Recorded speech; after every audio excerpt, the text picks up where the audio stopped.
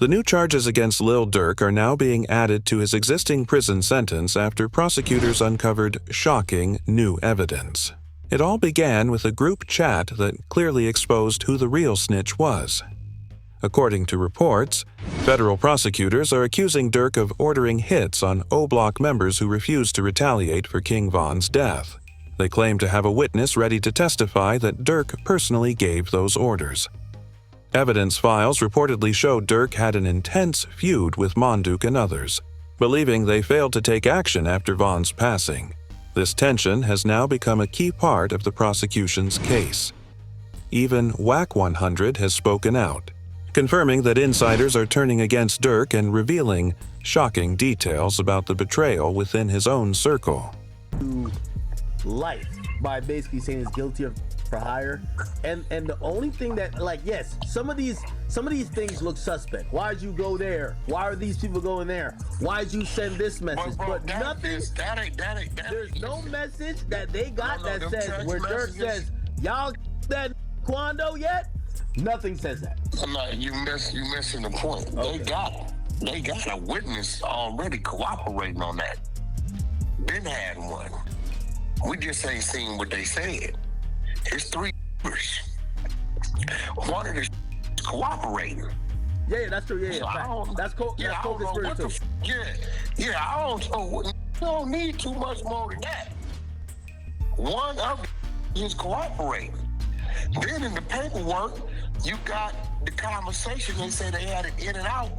The other two was figuring out how they getting paid. The next piece of evidence against Lil Durk is raising serious concerns. Federal authorities now suspect Durk had a role in the 2021 attempt on Quando Rondo's life.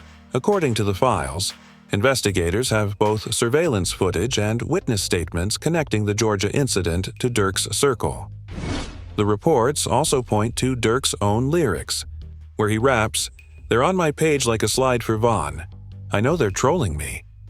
Soon after, he mentioned on a podcast that he doesn't see those kinds of comments anymore, and that interview happened not long after Lil Pab was taken out, which has only fueled the rumors.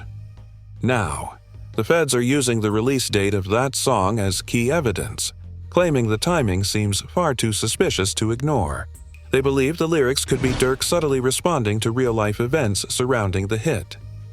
Meanwhile, investigators are reportedly trying to turn one of Durk's closest associates, D, his right-hand man and known main hitter. But according to recent updates, D seems to be backing away from the situation, possibly to protect himself from getting dragged deeper into the case. And that's what Didi did. He's basically saying all this evidence y'all got against Durk got nothing to do with me. Why you got me charged with Durk? And that doesn't mean he's going against Durk. That just means he wants his case severed. And I'm telling you, if it's severed, it helps Durk. Because one of the main connective tissue to this conspiracy is saying that Durk told Didi to hire. Didi's saying, I ain't get told to hire nobody, and I ain't hiring nobody. What are you talking about? Why would I hire someone? That's his thing. D might still be standing firm beside Lil Durk, but the same can't be said for his brother, Ted.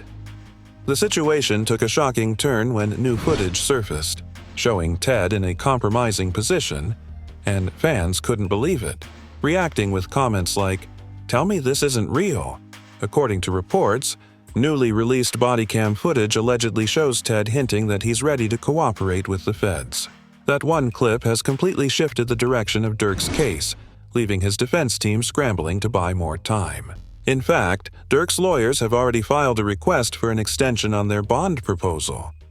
Now, fans and insiders are speculating about what Ted might have said behind closed doors. Since he's D's younger brother, and D is one of Durk's most trusted men, Ted likely knows more than most people in Durk's circle. The only reason Ted even ended up on the feds' radar was a separate incident. He was caught on camera walking into a store with a firearm tucked in his pocket. That one mistake may have given prosecutors exactly what they needed to pressure him into turning on Durk. Really? What about that? A man had it with an extended clip. That's cool though, right? Ted's arrest had nothing to do with Lil Durk, at least not at first. But things quickly took a dark turn when he got to the police station. Reports claimed that the moment Ted sat down, he asked to talk about the people he knew. Now, fans are saying this could be the very thing that brings Durk down, because Ted's cooperation might open doors the feds couldn't reach before.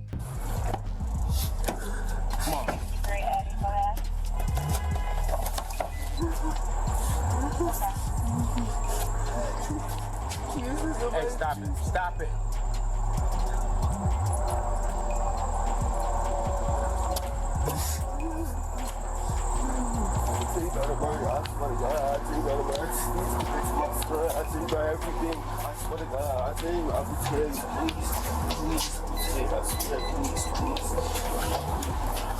After Ted was booked into jail, things took a desperate turn. Sitting in the holding cell, he started talking to an officer, making one thing clear.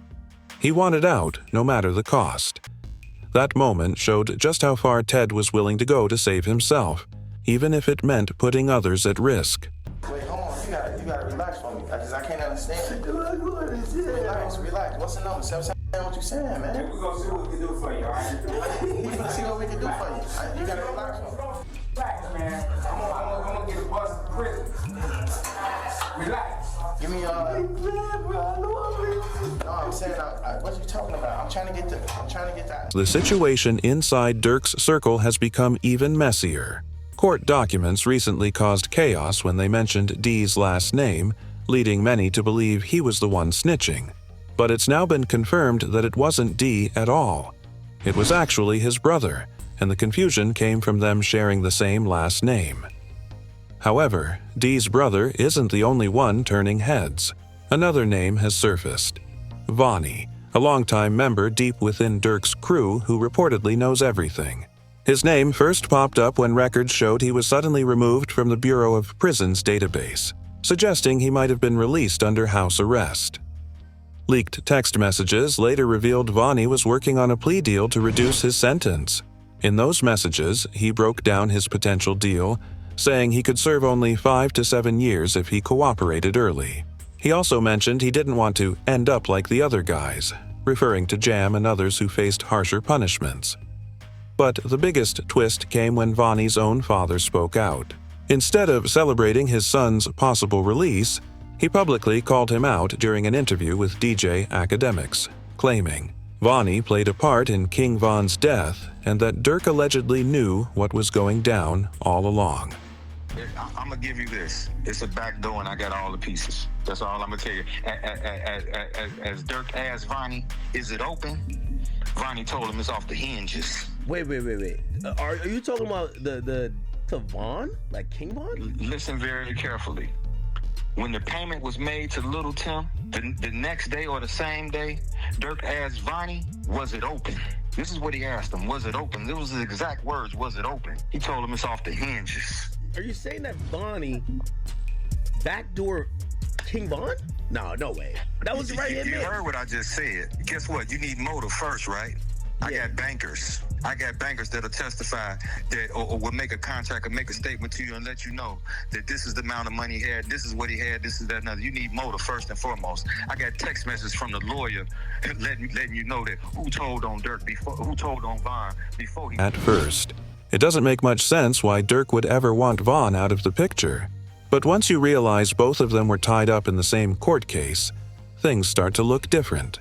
That shared case might have given Durk a serious motive that fans can't ignore. Durk and King Von were originally supposed to face trial together. But after Von's tragic passing, everything changed.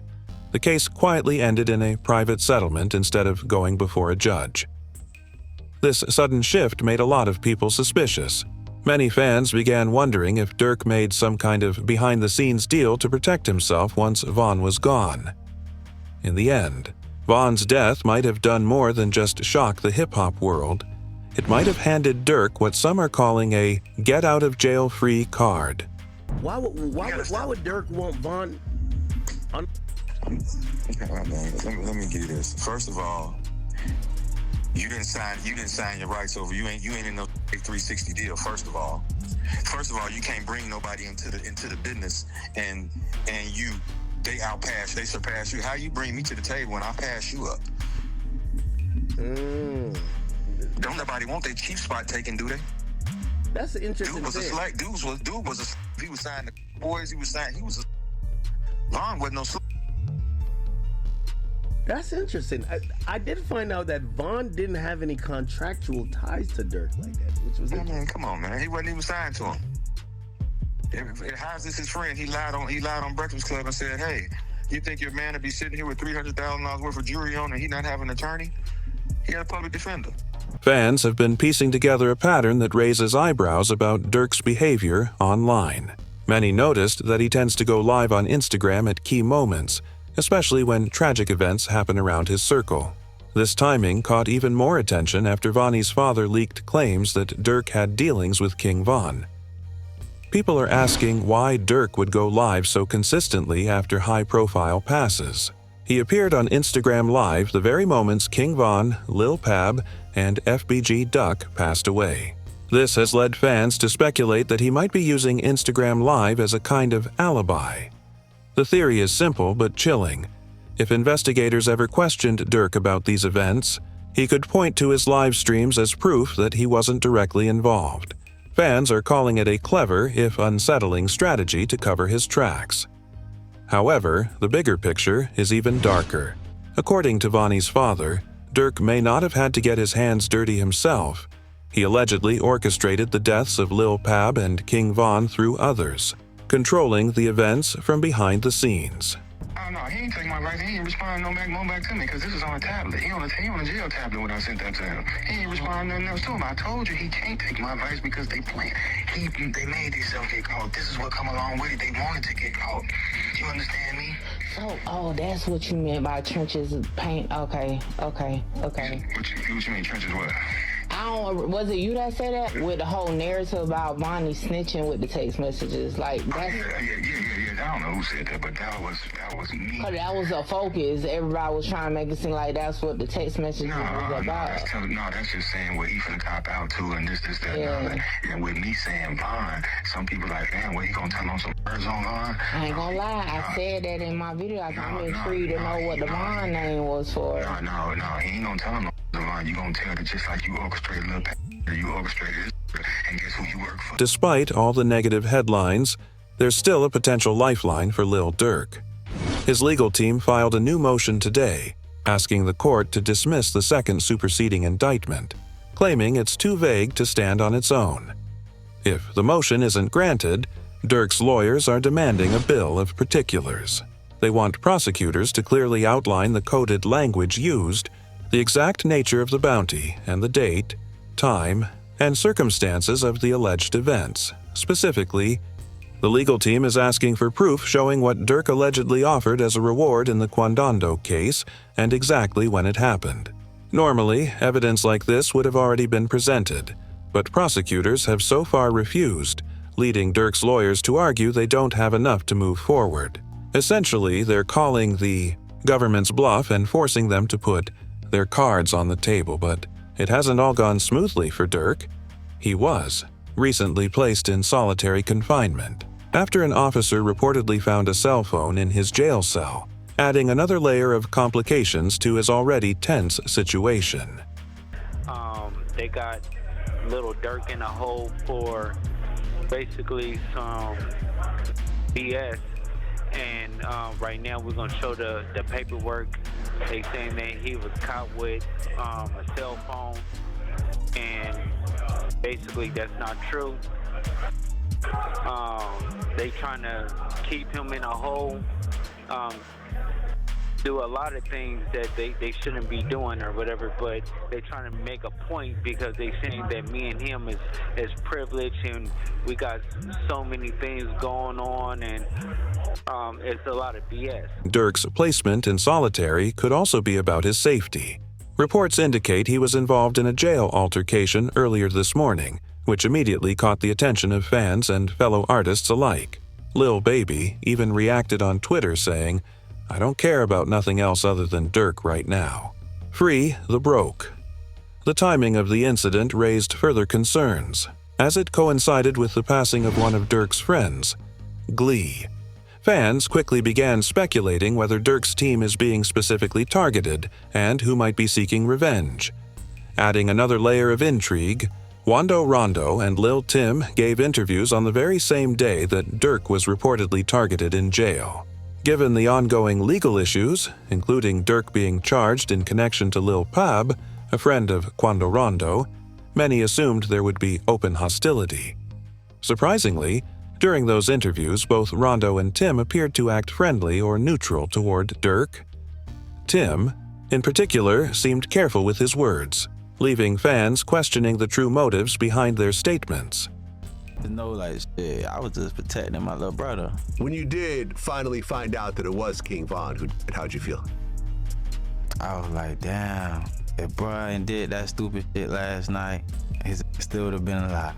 That's how I was. But I was like, shit, I ain't no the type person I am. Like, I'm a humble person. I ain't no disrespect to like his mama saying him and shit like that, cause I could easily get on that type of stuff and be clout chasing type. Like, I ain't on that type. I'm a humble person, but it's like they ain't never popped that shit off. That would have never happened like that. Quando Rondo also weighed in on the situation, sharing his perspective. He admitted that he wished things had been handled differently, hinting at regret over how events unfolded. This brief comment added even more fuel to the ongoing speculation about the tensions between Durk and his rivals. Whoever on my side, they got kids and a mama that 100% love them. And at the end of the day, bro, all this bull that we talking about is stupid. That could have been handled a totally different way. It could have been handled to the point where a song and $3-4 million could have came out or whatever. Like that could have got handled in a legit way, in a music way. Fans are now speculating whether Quando Rondo and his team are just putting on a peaceful front for the public and social media. Behind the scenes, however, some believe they could have been involved in orchestrating the hit on Durk. While Durk was being thrown into solitary confinement, he and his legal team were actively pushing for bond. Reports suggest that Durk's father spoke out in support, increasing the pressure for his release. This marks Durk's third attempt to secure bond, and it appears his lawyers have crafted an offer too strong for the judge to ignore. With the combination of legal maneuvering and family support, Durk may finally have a chance to get out while the case continues to unfold. I just left the courtroom for the bond hearing for my son for the release for the third time. This time it was very fair. The judge was very fair. He wasn't pro-prosecutor, he wasn't pro-defense, but he was pro-justice. So he listened to all the evidence, and he's going to give a ruling in the next few days about what his position is for the bond. But we were very pleased at how it turned out. So continue. Family, friends, and fans, continue to keep us in your prayers, and we thank you, and inshallah, God willing, this be victorious for us, that we have a good ruling in our favor. Durk's chances at bond started to look stronger after his lawyers pulled a major move in court. Reports revealed that the prosecution actually agreed to drop certain pieces of evidence against him, a rare win for Durk's legal team. During the latest hearing, prosecutors told the judge they were willingly discarding some evidence, shocking everyone in the courtroom. But the twist came when they accidentally read that same evidence out loud in front of everyone. The evidence they revealed? Lyrics from Durk's own song, "Told Me They Got in a Tragedaless." Those words were meant to be part of the case, but now they've been publicly exposed and potentially weakened in court. This unexpected slip-up might be exactly what Durk's team needed to tilt the case in his favor. Right now, the search is on for 3 people who police say at a Savannah rapper, a member of his entourage. It happened in Los Angeles, and cameras captured the aftermath. This man, a passenger in that car, frantic at the sight. The way prosecutors dropped that evidence against Durk raised a lot of eyebrows. Many are calling it a corrupt move, because even though the evidence was officially removed from the case, it still left a strong impression on everyone in the courtroom. The damage was already done, and people couldn't stop talking about what they'd just heard. But while some felt sympathy for Durk, Others saw it differently. Charleston White, for example, didn't hold back. When news broke that Durk could be facing life in prison, Charleston made it clear he was happy about it, sparking outrage across social media. His reaction only added more fire to an already heated situation, dividing fans even further. This is a real victory. Now that demonic force was a dark force, it was a dark energy. I think we now finally get to put that fire out. I don't think we'll hear drill music ever again. I don't think drill rappers would ever be celebrated ever again. Down goes the drill. So this is a victory for law-abiding Americans who like hip-hop music but don't like the killing part of it. One lawyer recently weighed in on Durk's situation, offering a more optimistic take. He believes the feds dropping evidence against Durk is actually a very good sign. According to him, this could mean the prosecution's case isn't as strong as they want people to think, and that Durk's legal team might finally be gaining the upper hand. The other allegation they backed away from, which is huge, it shows the weakening of the case. Previously, the prosecution had alleged that Durk paid the bounty for the through one of his co-defendants, and they named the co-defendant. Now they've backed off that allegation. They're not actually saying that Durk paid the bounty through the co-defendant or anyone else. And the fact that they're not saying that suggests that previously they thought they were going to be able to prove that he paid the bounty through this guy, and now they know we're not going to be able to prove that he paid the bounty through this guy. Even Durk's own attorney, Drew Findling, broke his silence on the case, calling the charges against Durk nothing more than a joke. His bold statement instantly went viral, showing just how confident Durk's legal team is about turning this case around. The case is as follows. So there was an indictment that did not name him, right? It named others, and then there was an unindicted person.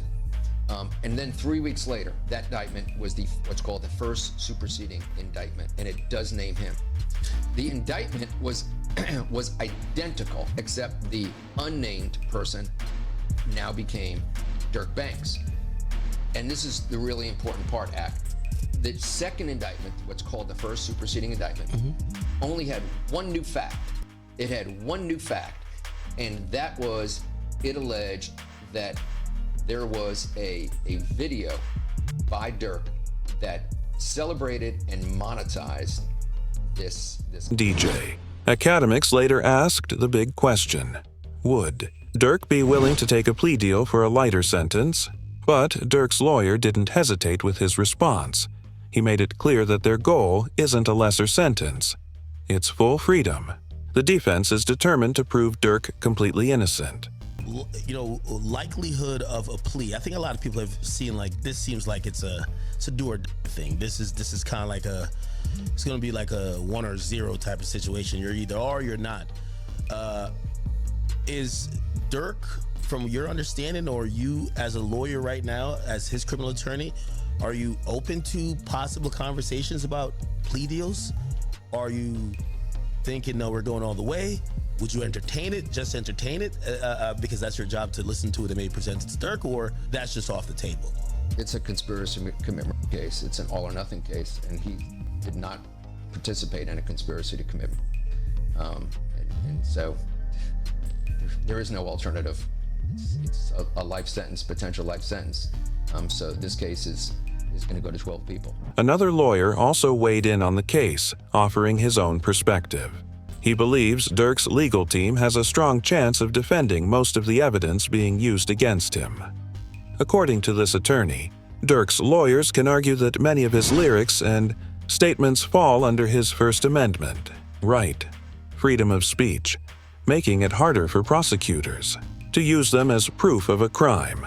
There's a First Amendment argument here, right? That this violates the First Amendment. Can you talk about that?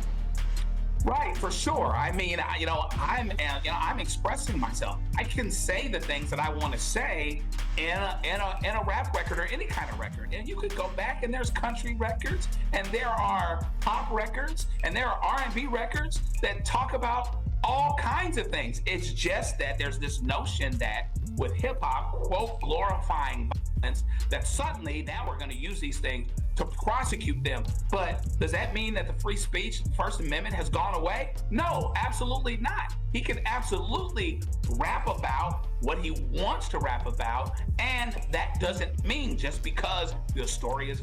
Durk's lawyers are claiming that everything he raps about, the crimes, the streets, the chaos, it's all just art. They say he doesn't actually live that life, but uses it to fuel his rap career, create controversy, and keep fans hooked on his music. But despite their argument, the judge still denied Durk's request for bond. According to reports, the feds made it clear the only way Durk could even be considered for bond is if he went completely broke and gave up all his property. Why? Because they believe Durk could use his wealth to put bounties on witnesses. No bond for Lil Durk. Let me tell you about what options he has left and why the bond was denied this time. Now, he's in federal court on a murder for hire charge where he faces the possibility of life in prison. What that means is under the federal law, it is presumed that you do not get a bond because the charge and the penalty are so serious. So your lawyer has to go out there and show why you should get a bond. Now, ultimately, what the district judge decided to deny the bond on was a couple of factors. There's a couple $1 million being put up, but it's not all being put up by Durk. Some of it is from the label, and ultimately Durk has a lot more money and assets than what's being put up. So if I let him out on bond and he tries to flee, he's going to have tons of assets and money at his disposal. The feds are terrified that if Durk walks free, more bodies might drop. They believe he still has the power, the money, and the reach to make things happen from the outside. And now, it's getting darker. Reports say a few people have already started snitching on Durk, and one name stands out, Jam. It was announced, has anyone heard from Jam after he snitched on Durk? Because apparently, no one has. Several members are already gone. But Jam? He's been missing for months. And what's worse, he was confirmed to be a snitch right before he disappeared. There's a guy named OTF Jam. That was wired. Very ironic name. Jam now got he him put in a everyone in a jam. Did 12 years. 12 got years. out, interviewed, said he kept it real, brought him cars, gave him 50,000. Right. This. Made mention that ain't no smut on his name. He ain't never been a rat. Caught a gun case. But eventually he flipped. Jam was eventually discovered hiding in Atlanta, where F members reportedly punished him for snitching on Durk. He had handed over more than 230 gigabytes of digital evidence, including audio, video, and thousands of reports, tying Durk to 2 more alleged hits. The feds now suspect Durk paid to have Stefan Mack and Jam's own baby mom dealt with after learning Jam wore a wire. During one of Durk's Instagram lives, he noticed Jam whispering into his jacket, the moment that exposed everything.